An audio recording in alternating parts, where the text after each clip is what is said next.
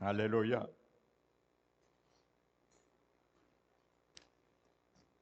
Donc, je salue fraternellement ceux et celles que je n'avais pas salués. Amen. Donc, ce soir encore, tu es à la bonne place. Je suis à la bonne place. Alléluia. Quand la parole de Dieu dit que nous tenons ferme et nous restons debout. Mais eux, ils plient et ils trébuchent, l'ennemi. Alléluia.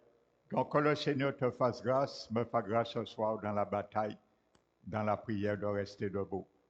Et que l'ennemi tombe, fléchisse les genoux au nom de Jésus-Christ. Amen. Donc, vendredi dernier, ce soir, c'est l'avant-dernière soirée de ce combat spirituel pour les brisements de fondement. Amen. Alléluia. Jusqu'à la fin de ce mois de juillet, le Seigneur m'a conduit ainsi. Amen. Comme je disais dimanche, c'est des moments kénos, des moments stratégiques pour combattre au bon moment et nous trouver à la bonne place également. Alléluia. Donc nous avons illustré un peu l'histoire de Moab. Et dans Ésaïe 16, nous avons vu vendredi dernier, il se fatigue sur les hauts lieux et qui ne reçoit rien. Donc, malheureusement, c'est l'attitude de beaucoup dans ce monde. Ils se fatiguent dans des hauts lieux, ça veut dire dans des adorations virtuelles, des faux dieux qu'ils ne connaissent même pas, qui sont faits à l'image des hommes, faits de la main des hommes, mais qui ne parlent pas, qui n'écoutent pas, qui n'ont pas des yeux, qui n'ont pas de bouche et qui n'ont pas des mains, ainsi de suite, comme dit le psaume 115. Amen. Donc on a beau prier, mais rien ne se fait. Amen. Et de ce fait, on pense que c'est Dieu qui ne fait rien, qui ne nous écoute pas, mais ce n'est pas Dieu. Parce que ces gens de prière ne parviennent pas au ciel. Ça ne fait que faire du yo-yo. Ils touchent le plafond de notre chambre et ça retombe à terre, comme le yo-yo. Voyez? Donc ça ne monte pas plus haut que notre plafond dans notre chambre, dans le lieu que nous prions. Alléluia. Donc la prière qui fait une percée dans le ciel, c'est la prière formulée au nom de Jésus. Ça, cette prière, ce genre de prière, le diable a peur de cela. Les sorciers ont peur de cela. Les satanistes ont peur de cela. Parce qu'ils connaissent qui est le nom de Jésus. Alléluia. Donc j'avais expliqué l'origine du nom de Moab. Amen. Donc je ne vais pas y retourner. Donc ça veut dire que Moab avait beaucoup de choses terribles dans sa vie et qui a perpétué dans sa vie. Alléluia. Et il n'a pas décidé de changer, donc son goût lui est resté. Et son odeur n'a pas changé. Alléluia. Vous savez, lorsque c'est des sujets que je suis obligé de parler, parce qu'il y a aujourd'hui des églises qui se taisent sur cela. Et en pensant qu'en se taisant, que l'ennemi ne va pas agir. Mais c'est bien le contraire, en se taisant de ces choses que l'ennemi a l'avantage. Amen. Il faut savoir qu'il y a beaucoup aujourd'hui dans le monde, et ça existe en Guadeloupe, ce qu'on appelle le satanisme. Vous savez, il y a des jeunes des adolescents qui sont dans le satanisme. Ce sont des jeunes qui font des alliances avec le diable dans l'objectif d'attaquer les chrétiens et de les tuer, de les détruire. Dans le but de détruire les églises du Christ et de détruire les vies des serviteurs. Entre parenthèses, les vrais serviteurs. Donc, il faut que vous sachiez cela pour que vous vous teniez en brèche.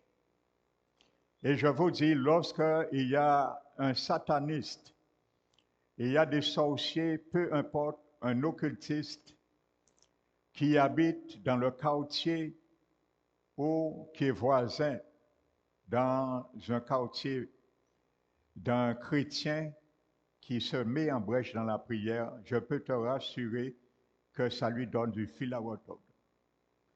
Et soit ce sorcier déménage, ou soit il va chercher à finir avec toi. C'est un ou l'autre. Donc, il faut que nous sachions ces choses, parce que nous sommes dans les derniers temps. Il ne faut pas qu'un enfant du Seigneur, né de nouveau, puisse venir faire comprendre que ces choses, on ne les voit que dans des science-fiction ou dans la télévision ou dans les dessins animés. Et ainsi de suite. Ce sont des réalités, frères et sœurs. Alléluia. Et j'ai des témoignages, je peux vous donner des témoignages sur ma propre vie. Amen. Alléluia. C'est pour ça que je me tiens devant le Seigneur. Amen. Parce que l'ennemi, il n'aime pas qu'on divulgue, qu'on dénonce ses supervues, ses stratagèmes. Il n'aime pas ça. C'est secret. Il n'aime pas qu'on les révèle. Donc, il va s'y prendre à toi. Mais si tu es dans le Seigneur, tu es dans ta position, mon frère, ma soeur, ne crains pas l'ennemi. Ne le crains pas. Parce que la Bible dit, celui qui se garde, l'ennemi ne le touche pas. Ça, c'est une promesse de Dieu.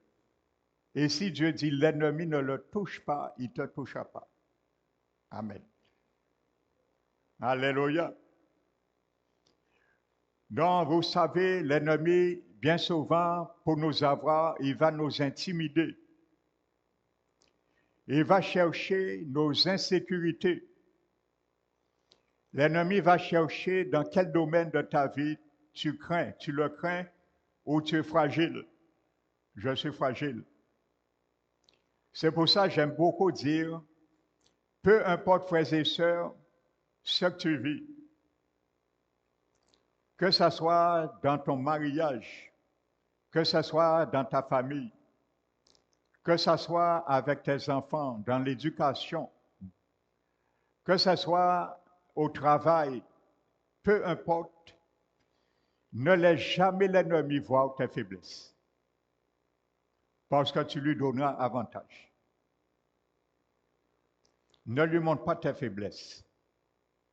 Confronte avec tes faiblesses. Alléluia, parce que c'est ce qu'il cherche à comprendre, à déceler en nous. Et lorsqu'il voit qu'il nous influence, à ce moment, il peut contre-attaquer. Alléluia. C'est pour ça que j'aime dire l'anecdote que j'aime donner au temps des apôtres. Il y avait un gymnaste et lorsqu'on frappait par la boxe, ça existait au temps des apôtres. C'était un des sports favoris, la lutte et la boxe. Et lorsqu'on frappait, l'adversaire frappait son adversaire, bien souvent, il cassait des dents. Et les coachs, à l'époque de ce grand complexe de gymnase qui existait, qu'on appelait à l'époque le palastra. Palastra, en grec, vient de la racine du mot pal, qui veut dire conflit. Et Paul a pris ce qui se passait et il liste beaucoup de choses pour les pasteurs de l'époque, tels que Timothée, pour l'encourager. Donc, il se calquait un peu sur ce qui se passait. Et à l'époque, dans ce grand complexe de gymnastes, Et il y avait les coachs, les entraîneurs qui étaient là et ils entraînaient, ils enseignaient à leurs sportifs, les professionnels, que lorsqu'on te frappe sur la bouche, on te casse 3 dents, ne les crache pas, mais avale-les, pour ne pas montrer ta faiblesse. C'est quelque chose qui existait. Parce que si on te casse 3 dents, tu le crachais, ton ennemi aurait vu une faiblesse et il les fonçait sur toi. Pour ne pas montrer la faiblesse, même si on te cassait des dents, avale les dents plutôt, pour ne pas montrer à ton ennemi ta faiblesse. Donc j'aime beaucoup prendre cela. Et spirituellement, c'est la même chose. Alléluia. Il y a beaucoup de serviteurs, il y a beaucoup d'enfants du Seigneur, ils souffrent intérieurement. On ne sait pas, mais ils sont toujours dans la joie. Parce que quand le diable voit tu es joyeux, il est confus. Il est confus, il dit, mais qu'est-ce qui passe? Je ne vois jamais cet homme, je ne vois jamais cette femme aigrie, je ne vois jamais pleurer, ainsi de suite. Qu'est-ce qui se passe? Et là, il est troublé parce qu'il ne sait pas comment te toucher. Alléluia. Parce que ta vie est cachée en Christ. Alléluia. Donc, c'est une réalité, frères et sœurs. Et lorsqu'il voit nos faiblesses, il attaque et contre-attaque. Alléluia. Vous savez, dans l'évangile de Jean, le chapitre 1, la Bible dit que Philippe, un jour, le disciple Philippe, le premier qui rencontra Jésus, et il dit à Nathanaël, tu sais, j'ai rencontré le Seigneur Jésus, celui de Nazareth. Et Nathanaël lui dit, peux-tu sortir quelque chose de bon à Nazareth? Eh bien, c'est également, Philippe lui a dit, viens et vois. Alléluia. Donc, quand l'ennemi va dire, est-ce qu'on peut trouver chez toi quelque chose de bon? Tu dois lui répondre, viens et vois. Alléluia. Amen. Lorsque l'ennemi dit, est-ce que cette personne, dans sa famille, personne n'a pu trouver, avoir un avenir certain? Alors, ce n'est pas celui-là qui aura un avenir certain. Tu lui dis, viens et vois. Au nom du Seigneur. Alléluia. Ainsi de suite. Si toute personne dans une famille a toujours été malade, des maladies intergénérationnelles ou autres, et quelqu'un maintenant cherche la guérison divine, l'ennemi va dire, on ne pourra jamais voir une guérison dans cette famille parce que toute cette famille a toujours été malade. Tu lui dis, viens et vois, au nom du Seigneur. Alléluia. Réponds-lui comme Philippe a répondu à Nathanaël. Viens et vois. Alléluia. Il verra de ses yeux que Dieu guérit. Il verra de ses yeux que Dieu restaure. Il verra de ses yeux que Dieu t'apprend à le gifler par ses propres paroles, frères et sœurs. Vous savez, j'aime dire, et c'est biblique, chaque personne a un véhicule pour sa destinée. Amen. Donc nous avons tous un véhicule pour notre destinée. Et ça, il ne faut pas que nous oublions ça. Parce que parfois, dans nos malheurs, dans nos épreuves, nous pouvons même accuser le Seigneur. Mais parfois, le Seigneur permet cela comme notre véhicule pour nous ramener dans notre destinée. Alléluia. Parce que le malheur, parfois, n'est qu'une station d'arrêt, mais ce n'est pas notre destinée. Parfois, la maladie n'est qu'une station d'arrêt, mais ce n'est pas notre destinée. Parfois, l'échec n'est qu'une station d'arrêt, mais ce n'est pas notre destinée. Nous ne devons pas rester là. Et par la grâce du Seigneur, nous ne resterons pas là. C'est une station d'arrêt, c'est un moment. Mais nous sortirons parce que le Seigneur a un véhicule pour nous ramener à bon temps, à bon port, comme on dit. Alléluia.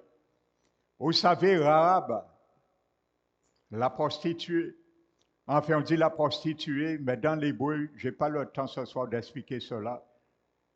Le mot hébreu qui est traduit par prostituée ne veut pas dire vraiment prostituée. Amen. Donc Rahab n'était pas vraiment une prostituée. Amen. Donc je le souligne. Alléluia. Donc le terme hébreu ne veut pas dire cela. Alléluia. Donc, mais le véhicule de son destin était quoi? L'hospitalité. C'est par l'hospitalité de Rahab qu'elle a été protégée et elle a été sauvée. Et son nom figure dans les héros et la liste des héroïnes d'Hébreux 11. Vous voyez? Donc parfois le Seigneur permet dans ma vie, dans ta vie, une situation qui est le véhicule de ta destinée afin que le monde invisible écrit sur toi aussi. Alléluia. Afin que ton nom fasse renommer aussi dans les archives, dans les annales infernales. On se rappelle de toi. Frères et sœurs. J'écoutais un témoignage qu'on m'envoyait, une vidéo. Un homme de Dieu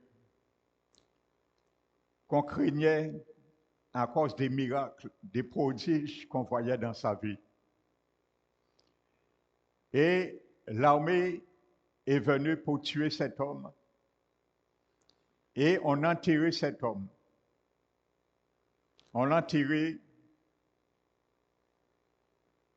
le visage en face et il disait que pour l'onction qui était sur cet homme, il craignait que cet homme ressuscite. Tellement on craignait cet homme.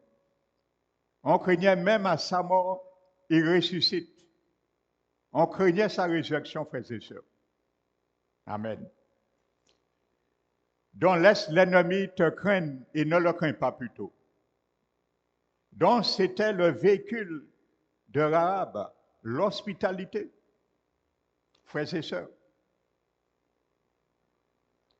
Elle était liée au fait de cacher les espions d'Israël et à la corde avec laquelle elle les a aidés à s'échapper.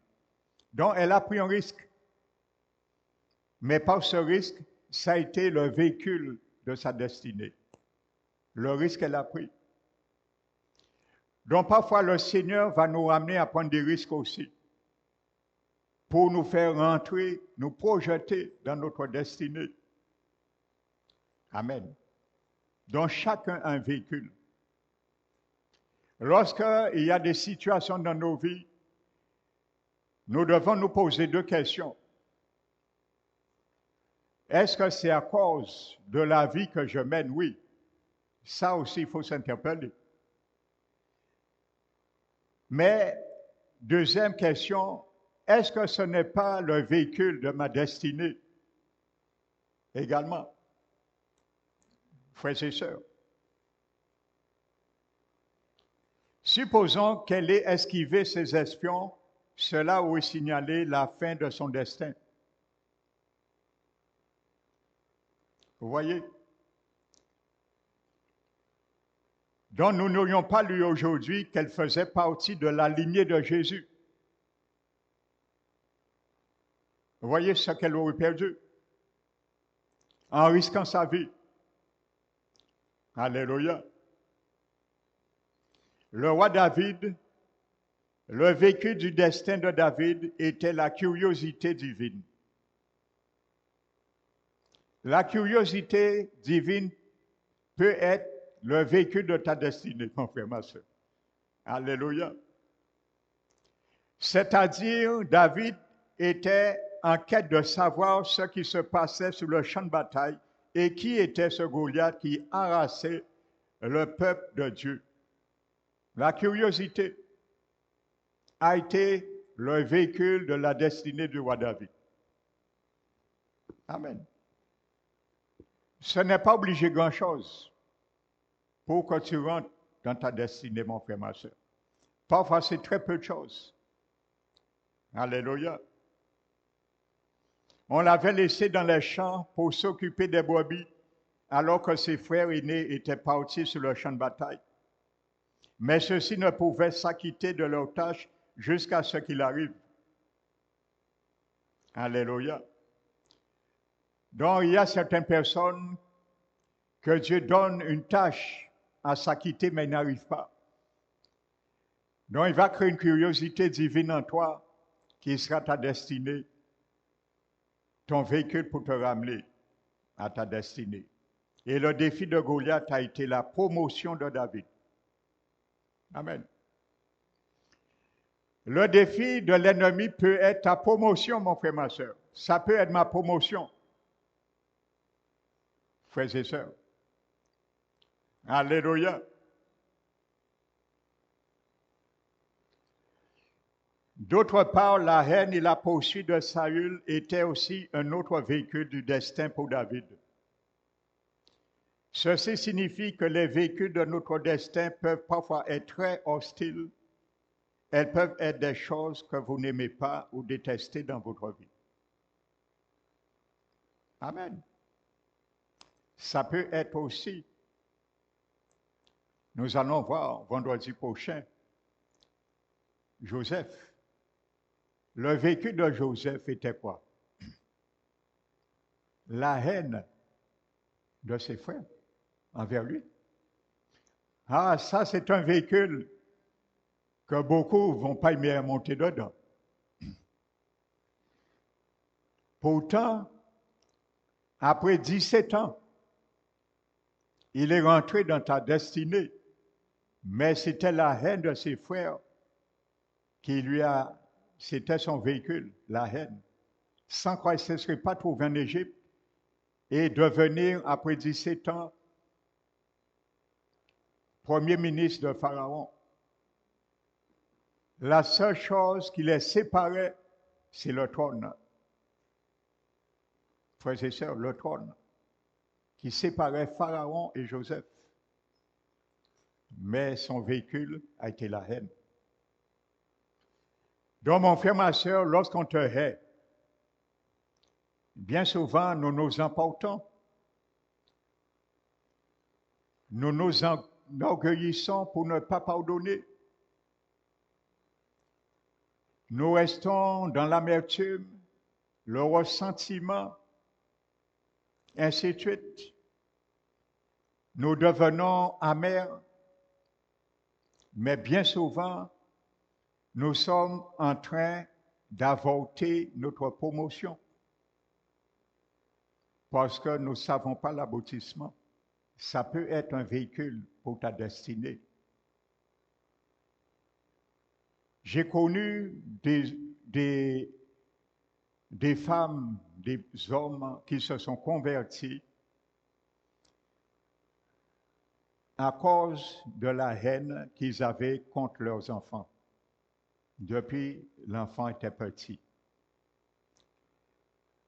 Mais ces enfants, en grandissant, ont accepté le Seigneur et ils sont allés trouver leur papa et leur maman et leur prêcher l'Évangile et leur dire, je t'aime papa, je t'aime maman. Même ce que tu m'as fait, même ce que j'ai subi, mais je t'aime. Frères et sœurs, ça a été leur véhicule de leur destinée. Je peux vous dire, il y a un homme qu'on appelle, peut-être certains d'entre vous l'ont eu l'occasion de le voir. Ici, j'ai l'occasion de l'écouter 2 fois en conférence en Guadeloupe, c'est le prophète Blessing. Je peux vous dire, quand j'ai entendu cet homme donner son témoignage, il y a des larmes qui coulent dans tes yeux. Le prophète Blessing. Et on a même surnommé cet homme, semblerait-il, Job numéro 2. Job numéro 2. Quand vous voyez ce que cet homme dit, sa mère était une prostituée. Et quand il était bébé, sa mère, elle avortait les enfants parce qu'elle était une prostituée. Et cet homme, quand elle est venue au monde, sa mère l'a pris un jour, l'a jeté dans le WC, l'a tiré la chasse. Frères et sœurs. Et il est parti, n'a pas connu sa mère. Vraiment, il voyait que des hommes défiler dans sa maison. Des hommes, c'est ce qu'il a vécu. Je ne rentre pas dans les détails. Mais il a dit, lorsqu'il a reçu le Seigneur, il a été chercher, il a fait des enquêtes, il a cherché un peu partout. Et il a retrouvé sa mère. Et quand il a retrouvé sa mère, il a serré sa mère. Et il a dit, maman, je t'aime. Jésus t'aime. Je te pardonne parce que ce n'est pas toi qui m'avais fait ça. Ce n'est pas toi qui agissais comme ça. Maintenant, je vais prier pour toi. Et sa mère, en larmes, a été sauvée. Elle a accepté le Seigneur. Donc, il y a beaucoup de témoignages comme ça, frères et sœurs. Kinikouz, aujourd'hui un grand évangéliste dans le monde, son véhicule était un gang. C'était son véhicule pour sa destinée. Cet homme dit n'avait pas foi aux yeux de prendre un couteau et de piquer le ventre d'une femme enceinte. Frères et sœurs. Mais comment il s'est converti? Et je vais m'arrêter sur ce témoignage. C'est des témoignages que je n'avais pas prévus. Le Seigneur me surprend toujours et j'obéis, je me laisse conduire. Et un jour, il était allé dans une conférence qui avait des milliers de personnes sur un grand chapiteau. Et ce jour-là, c'est le pasteur David Wilkinson qui prêchait. Et ça, c'est un homme de Dieu. Il se repose aujourd'hui dans la présence du Seigneur. C'est rare de trouver des pasteurs comme David Wilkinson, sincères, honnêtes dans les choses de Dieu et prêcher vraiment la sainteté de Dieu parmi les pasteurs américains. Et cet homme prêchait et Kinikouz et son équipe de gang étaient venus parce qu'ils avaient une mission, c'était de détruire les églises. Et ils ont mis leurs bombes un peu partout. Personne ne sait rien, mais Dieu savait. Et ils attendaient le signal pour faire exploser. Et ce jour-là, il était assis devant, mais il avait un rendez-vous sans le savoir avec le Seigneur. Alléluia. Quand tu as un véhicule, le Seigneur te donne un rendez-vous un jour sans que tu le saches. Et il a écouté la parole. Et à un moment donné, il a commencé à s'exciter sur sa chaise. Et à un moment donné, il s'est levé, il est monté, et il est venu menacer le pasteur David Wilkinson. Et lui a dit, tu t'arrêtes de parler de Jésus, sans quoi je te tue. Et le pasteur lui a dit, calmement, doucement, avec amour. Il lui a dit, mon ami, je ne te connais pas, mais Dieu te connaît. Le Seigneur t'aime. Tu peux me couper en 1000 morceaux, mais chaque morceau de ma chair criera que le Seigneur t'aime. Vous savez, ces paroles, il a été fondé en larmes, il est tombé à genoux, et il a accepté le Seigneur comme sauveur Seigneur ce jour-là. Voici comment il s'est converti. Et lorsqu'il est sorti, ses équipes lui ont dit, mais mon ami, tu es fou. On est venu exploser une baraque, tu viens nous dire que Jésus t'a touché, mais tu es malade, tu es tombé dans ta tête. Frères et sœurs, alléluia, c'était son véhicule.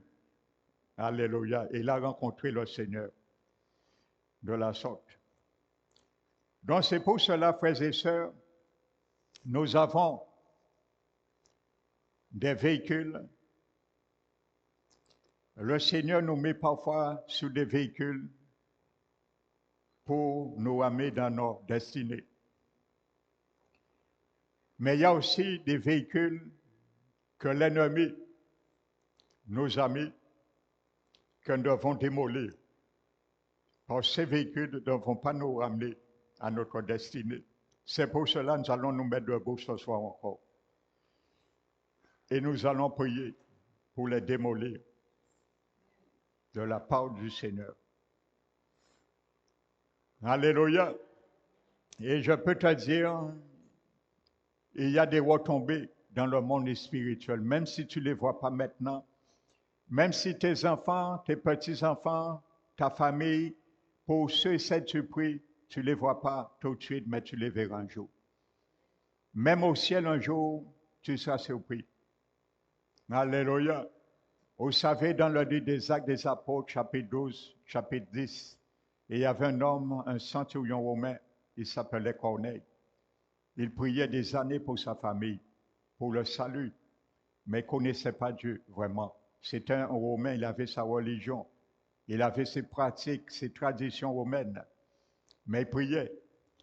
Et un jour, un ange lui est apparu et lui a dit que maintenant c'est bon, le Seigneur, tes prières sont parvenues comme un monument aux yeux de l'Éternel. Comme un monument. Alléluia. Vous savez, un monument, c'est quoi? Ça marque une histoire. Ça veut dire que quand tes prières deviennent comme un monument, le Seigneur ne peut pas ne pas se rappeler. Parce qu'il y a une histoire dans le monument. Lorsqu'on établit un stèle, même des enfants qui n'ont pas connu Victor Hugo, par exemple, en voyant la stèle, il y a une histoire de Victor Hugo qui est imprimée, codifiée dans ce stèle, ce monument. Donc ça veut dire, quand la Bible dit que tes prières sont parvenues comme un monument, ça veut dire qu'il y a une histoire. Dieu se rappelle tous les cris, tous les larmes que tu as versées, toutefois que tu as prié, que lorsqu'il va tourner sa tête dans le ciel là, il verra ce monument.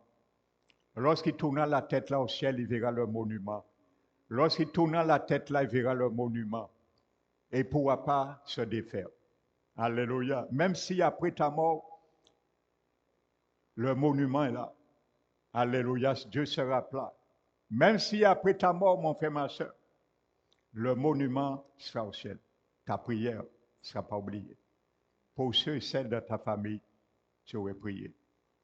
C'est ça que j'aime beaucoup encourager le peuple à prier. Frères et sœurs, c'est une arme puissante. Et c'est pour ça que Satan redoute cette arme. Alléluia. La prière. Donc nous allons prier ensemble. Fermons les yeux, prions ensemble. Père éternel, merci encore pour vraiment ce message. Merci Père pour ces révélations que parfois toi-même, tu nous permets d'avoir un véhicule qui nous ramènera dans notre destinée.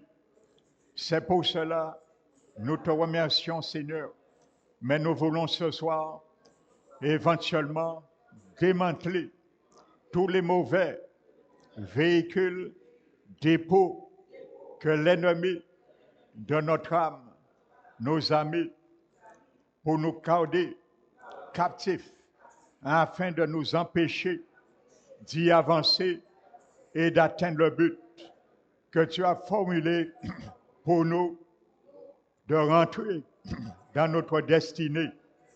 C'est pour cela que nous levons les mains et nous brisons au nom de Jésus toutes ces forteresses qui nous empêchent de rentrer et de monter dans le véhicule que l'Éternel, notre Dieu, a voulu pour nous. Nous te remercions, Père. C'est pour cela que nous annulons au nom de Jésus mon nom et ceux des membres de ma famille du registre de la mort prématurée avec le feu de Dieu. Au nom de Jésus, nous déclarons toute arme de destruction façonnée contre moi, contre ma famille, soit détruite par le feu de Dieu. Au nom de Jésus, je déclare que le feu de Dieu combat pour moi dans chaque zone de ma vie. Au nom de Jésus, tout obstacle à ma protection soit dissous par le feu de Dieu. Au nom de Jésus, je déclare que tout rassemblement maléfique contre moi soit dispersé par le feu du tonnerre de Dieu. Au nom de Jésus, Seigneur Jésus, que ton feu détruise toutes les listes maléfiques contenant mon nom, contenant le nom de mes enfants, mes petits-enfants. Au nom de Jésus, je déclare que tous les échecs de mon passé soient convertis en succès. Au nom de Jésus, car au nom de Jésus, tu as déclaré que je ne serai pas la queue, mais je serai la tête. Qu'il soit ainsi. Au nom de Jésus, je le déclare pour mes enfants, pour mes petits-enfants. Au nom de Jésus, ô Seigneur Jésus, que l'ancienne pluie, la pluie et ta bénédiction se répandent sur moi, sur ma maison, maintenant, au nom de Jésus. Seigneur Jésus, que tout le mécanisme d'échec de l'ennemi façonné contre ma réussite soit frustré. Au nom de Jésus, contre la réussite de mes enfants, petits-enfants, soit frustré. Au nom de Jésus, je reçois la puissance d'en haut et je paralyse tous les pouvoirs des ténèbres qui détournent mes bénédictions, qui détournent les bénédictions de mes enfants, mes petits-enfants, au nom de Jésus. À partir d'aujourd'hui, j'emploie le service des anges de Dieu pour m'ouvrir toutes les portes d'opportunités et de percer. Au nom de Jésus, je ne tournerai plus en rond. Je le déclare, mes enfants, mes petits-enfants ne tourneront plus en rond. Je ferai des progrès. Au nom de Jésus, ils feront des progrès. Au nom de Jésus, je ne bâtirai pas pour quelqu'un d'autre et je ne planterai pas pour quelqu'un d'autre. Mange au nom de Jésus, mais c'est moi-même qui mangera le fruit de ma bénédiction, de ma prospérité. Au nom de Jésus, je paralyse les pouvoirs du videur concernant mon œuvre, concernant l'œuvre de mes enfants, petits-enfants. Au nom de Jésus, Seigneur Jésus, que toutes les sauterelles, toutes les chenilles et tous les vers affectés pour manger le fruit de mon labeur soient rôtis par le feu de Dieu. Au nom de Jésus, je déclare, l'ennemi ne gâchera pas mon témoignage dans ce programme. Au nom de Jésus, je rejette tout voyage en arrière. Au nom de Jésus, je paralyse tous les hommes forts attachés à chaque zone de ma vie, à chaque zone de la vie de mes enfants, petits-enfants. Au nom de Jésus, je déclare que tout agent de honte façonné pour œuvrer contre ma vie soit paralysé. Au nom de Jésus, je paralyse les activités de la méchanceté de la famille sur ma vie. Au nom de Jésus, j'éteins tout feu étrange émanant des langues maléfiques contre moi. Au nom de Jésus, Seigneur Jésus, donne-moi la puissance pour réussir au maximum. Seigneur Jésus, donne à mes enfants, donne à mes petits-enfants la puissance pour réussir au maximum. Je t'en remercie. Ô Seigneur, donne-moi l'autorité réconfortante pour réaliser mon objectif. Au nom de Jésus, fortifie-moi avec ta puissance. Au nom de Jésus, je déclare toute malédiction du travail dur, non rentable, brise-toi. Au nom de Jésus, toute malédiction de non-accomplissement, brise-toi. Au nom de Jésus, toute malédiction de rétrogradation, brise-toi. Au nom de Jésus, je paralyse tout esprit de désobéissance dans ma vie. Au nom de Jésus, je refuse de désobéir à la voix de Dieu.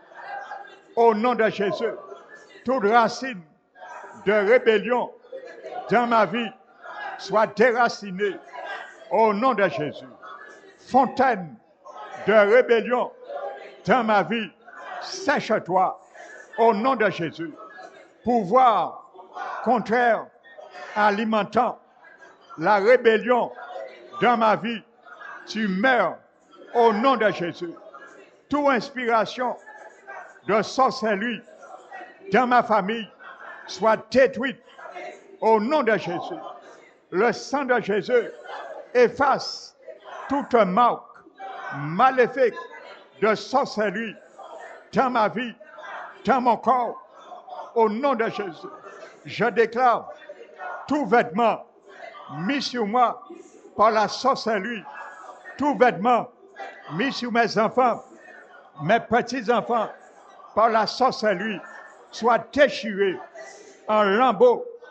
Au nom de Jésus, je brise tout accord maléfique, inconscient avec les ennemis de la famille concernant mes miracles. Au nom de Jésus, je déclare sorcellerie de la maison tombe et meurt. Au nom de Jésus, je ne serai pas atteint que 1000 tombent à mes côtés, 10 000 à ma droite. Je ne serai pas atteint, ni ma famille, ni mes enfants, ni mes petits-enfants. Au nom de Jésus, Seigneur Jésus, tire toute la méchanceté de la famille vers la mer morte et enterre cette méchanceté là-bas.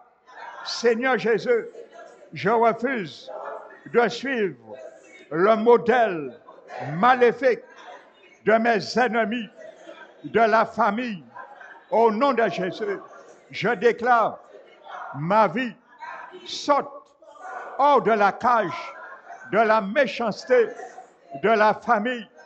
Au nom de Jésus, j'ordonne à toutes mes bénédictions et à tous mes potentiels enterrés par les ennemis méchants de la famille d'être déterrés.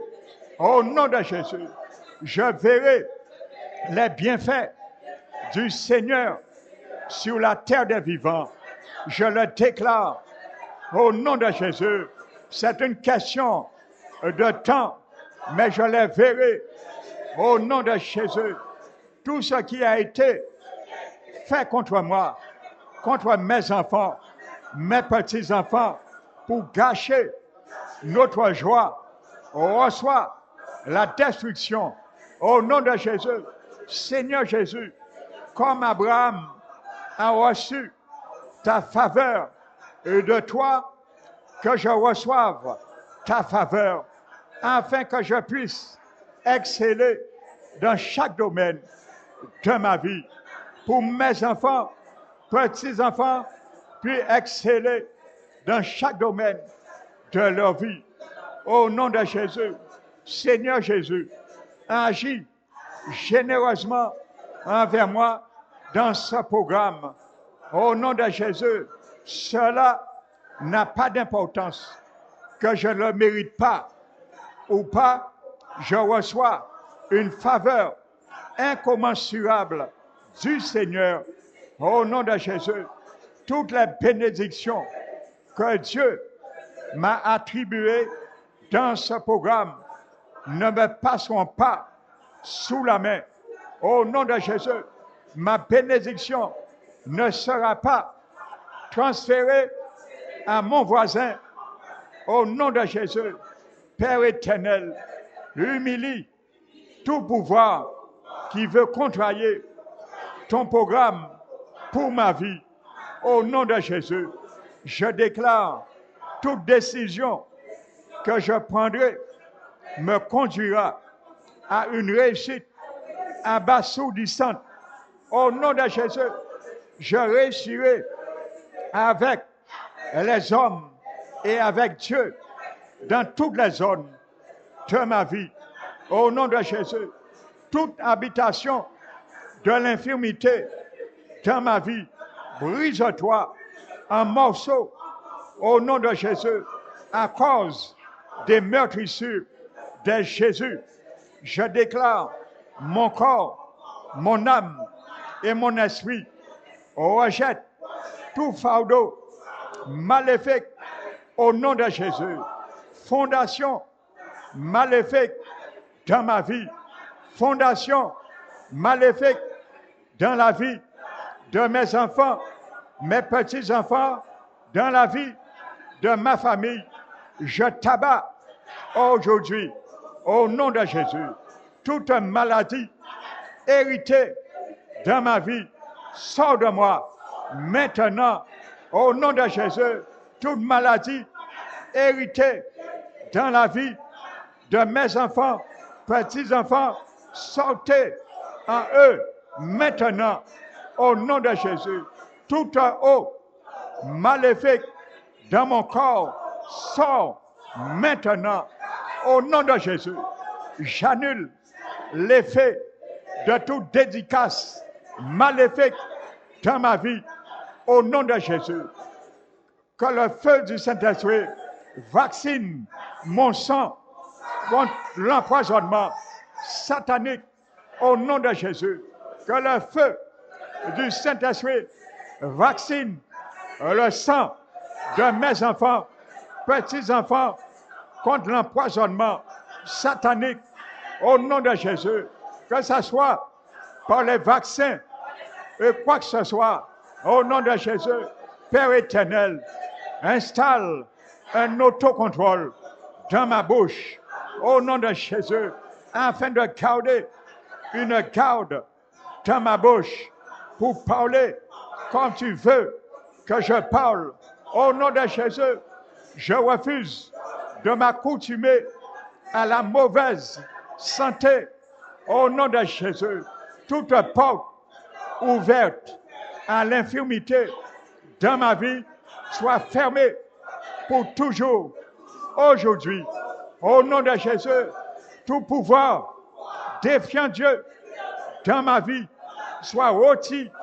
Au nom de Jésus, tout pouvoir empêchant la gloire de Dieu de se manifester dans ma vie soit paralysé.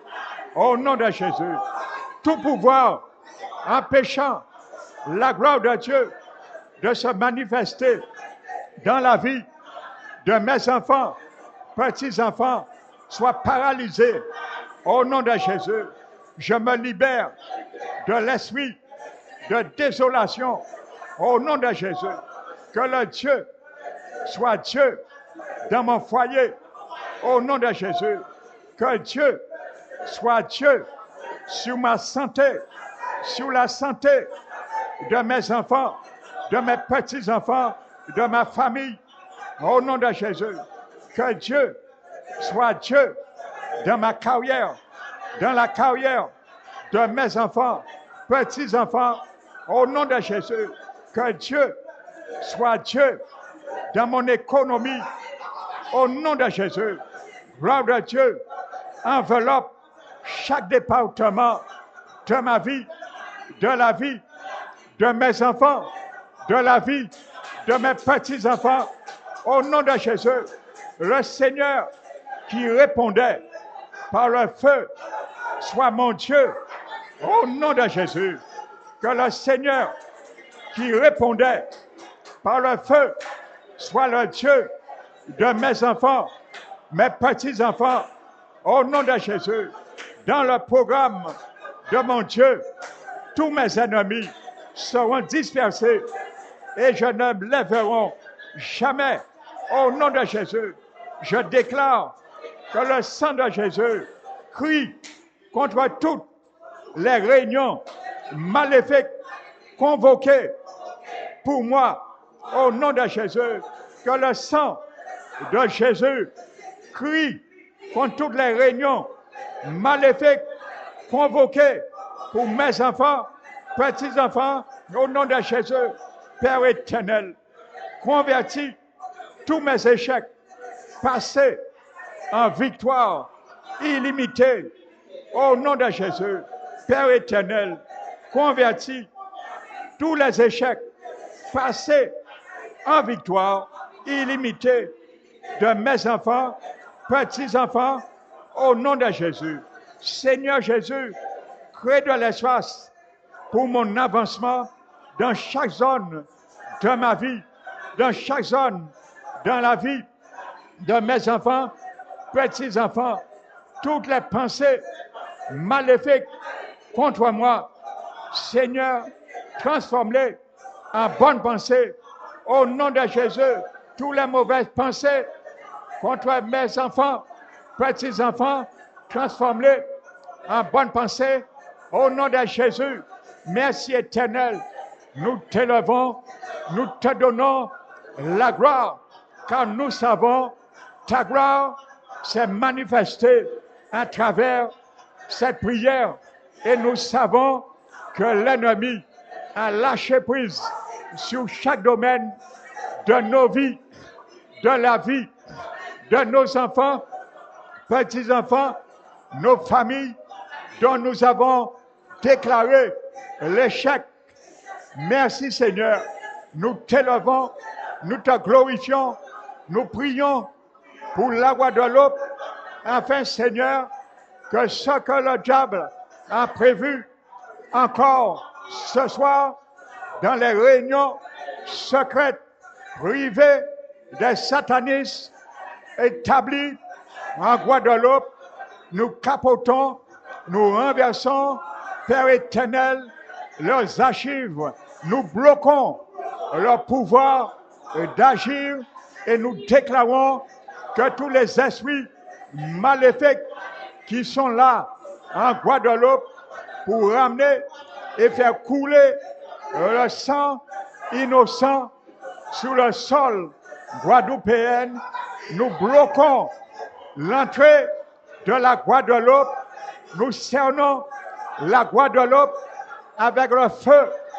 de l'Éternel, afin que les esprits venant d'étrangers ne puissent point y entrer. Au nom de Jésus, et ces esprits qui sont déjà entrés dans le département, nous les chassons et nous les ordonnons de ne plus revenir dans la Guadeloupe.